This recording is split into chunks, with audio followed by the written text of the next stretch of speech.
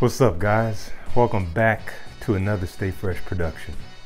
And I got a real special video for you guys today. We're coming up to the end of 2017. It's been a wonderful year of fragrances and fragrance reviewing and fragrance discovery. It's been a joy to have you guys here along with me for the ride. And I thought it'd be fun to kind of compile a list of what I actually wore from least to most this year. And I did that by way of a couple of different tools, one of which is Fragrantica, which you're probably already familiar with, which is an online fragrance database. It has the capability for user interaction and submission, so you guys can affect the material and the content on the page, but they update it pretty much every week with new fragrances and their reviews and all these things. And it also allows you, if you create your own profile, to log all of your fragrance collection one bottle at a time if you'd like to do that, and also to log what fragrance you're wearing every single day. So starting last January, I decided to log every day as often as I could what fragrance I'm wearing that day.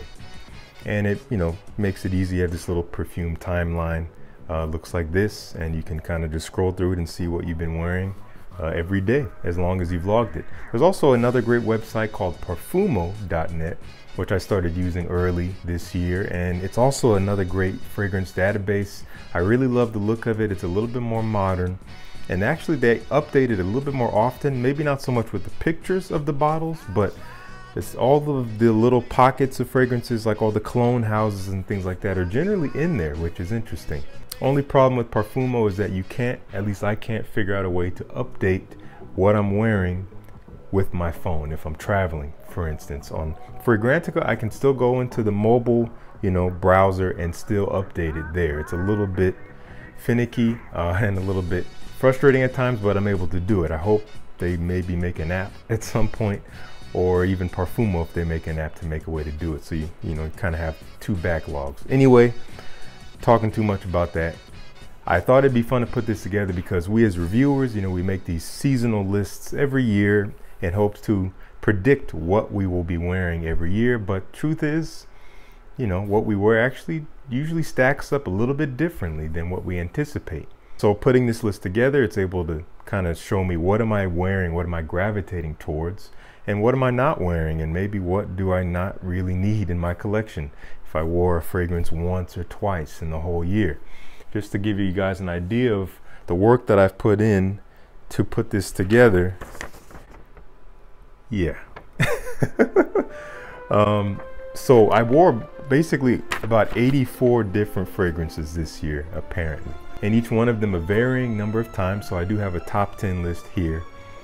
There's a bunch of ties. There's some massive ties. But instead of leaving the ties, I decided to subjectively pick my favorite fragrance from each of those ties to fill that place. So without any further ado, let's get started with the number 10 spot. I gotta look at my notes here. This was a 9-way tie. So again, I'm gonna pick one out of these 9 that was my favorite to fill this spot. We have Tom Ford's Vetiver Eau de Parfum, which I actually don't own anymore. I sold that off earlier this year. We have batch number 46 from the House of Abercrombie & Fitch here, which is boxed up because I'm actually planning to sell it off. It's been stored away for that reason for a while. We also have I have a little sample here from Scentbird. I did a review on this, Maritime for Him from Tommy Bahama. Also, this little sample that's basically empty of Bergamot 22 from Le Labo, came from my friend Raphael. Thank you once again. We also have new release this year and freshly reviewed Elysium from Roja Dove. We also have Compliment Hype Beast and Notoriously Hated Versace Eros. And also have Jean Paul Gaultier Le Male, which is also boxed up because I am planning to sell this one as well. We also have Bleu de Chanel, the EDT, which I actually sold off earlier this year. I just wasn't wearing it, so I got rid of it. And we also have finally Dunhill Icon, which I also just recently sold within the past couple months. Again, just wasn't gravitating towards it, so gave it to someone else who could enjoy it. So out of these 9 fragrances that I placed in the number 10 spot, my favorite would have to be the newly released Elysium. I have to pick this one. I recently got it, and the fact that it was still able to make this number 10 spot above a lot of my other fragrances just meant how much I really enjoyed wearing it, even as it has started to cool down this year. So that's Elysium at number 10. At number 9, this is not a tie. This is one of the few spots that's not a tie here.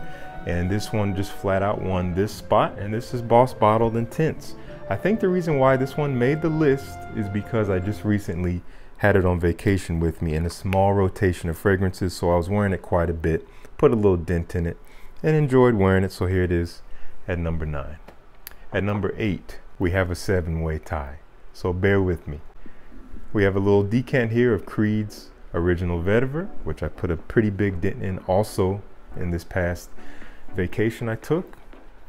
We have Invictus Acqua, the OG John Varvatos, love this stuff. Also have Herod from Parfums de Marly, surprisingly only this low, but I think it's kind of attributed to when I actually purchased this. It was right before summertime, perhaps, maybe into spring, so I just didn't really get to wear it all that much until we hit fall and winter, where I definitely wore it more. Also Armani Code Profumo, you've seen this one.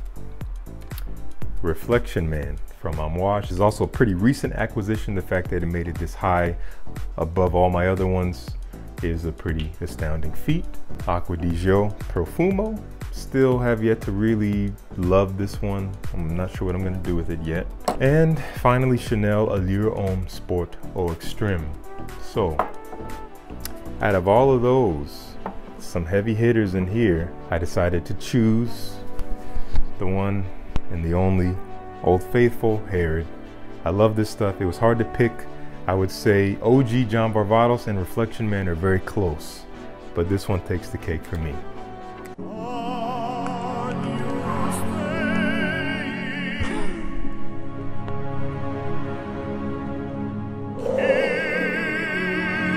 You get the idea.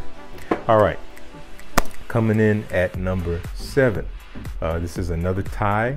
This is a 9-way tie. I know it's getting pretty ridiculous, but again, bear with me. Thank you for doing so. We have a little decant of Millésime Impérial, which I have burned through quite a bit, so much so that I actually now have a partial bottle coming in the mail, which I'm really looking forward to. I got it for a great price.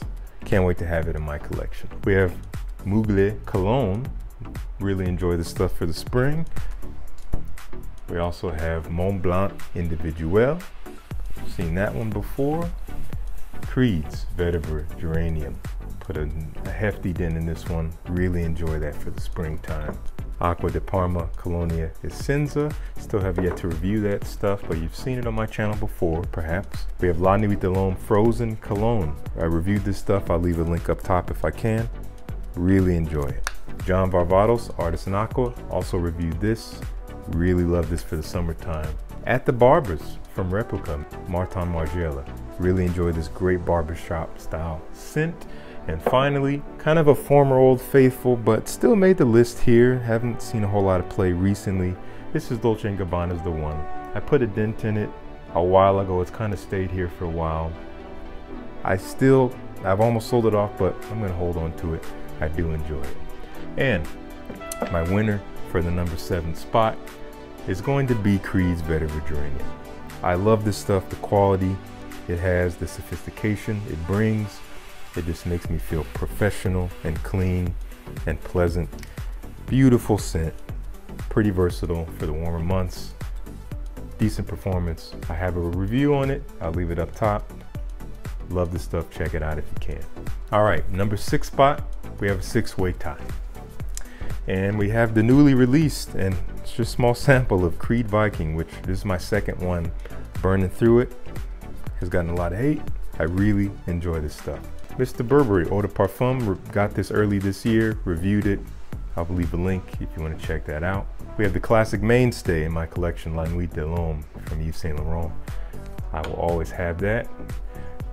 Dior Homme Sport 2017, a great update from this year. And I did review this one as well. I'll leave a link if I can. Another mainstay, L'Homme from Yves Saint Laurent. The classic. One of my first fragrance loves. Love this stuff, always will. And Tom Ford Noir Extreme, a new acquisition. I just got this in the past month or two. The fact that it made it this high is again a pretty astounding feat, and I think it will continue to climb the ranks this year. However, my winner for this number 6 spot is actually La Nuit de l'Homme. Although Tom Ford Noir Extreme did rank higher on my winter list, which I just released, I believe last month. No, this month, earlier this month. This one, I've had it longer, I've loved it longer, and it's just a different feel that I get when I wear it. I love this stuff. I find it a little bit easier to wear also. Anyway, it was a really close battle between this and Noir Extreme, but this one ended up winning it out just for its origins in my fragrance journey. Okay, thanks for bearing with me. Let's move along. At number 5, our ties are getting smaller now. We got a 3-way tie between another mainstay in my collection, John Varvatos Vintage. I really love this stuff. A new acquisition from the past couple months. Again, the fact that it made it this high is pretty amazing. Creed's Green Irish Tweed. Got this as a partial on the low, and I love it. Used to hate it, now I love it. And also, this was a gift from the house themselves for me to review, which I did. I'll leave a link if I can. Parfums Vintage, Pineapple Vintage, Intense. Really love it. A great alternative to a Ventus, and actually does, in my opinion, have some one-ups on a Ventus, just in my opinion and taste. So out of those 3, I have to go with my first love out of these 3, and that would be John Varvatos Vintage. Love this stuff. Sophisticated, masculine. If you haven't smelled it, don't overlook this house. Performance isn't the worst. It's not great, but it's good, at least for me. At the number 4 spot, we got a 2-way tie. Getting smaller and smaller here, weeding them down. CH Men.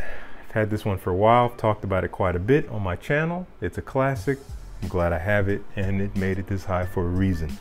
And also, the Prada L'Homme, released from last year. I got it actually after this one, and I put quite a bit of a dent. These are the same size kind of bottle. They're both 50 ml, and both have a pretty good dent, but you can really see that one.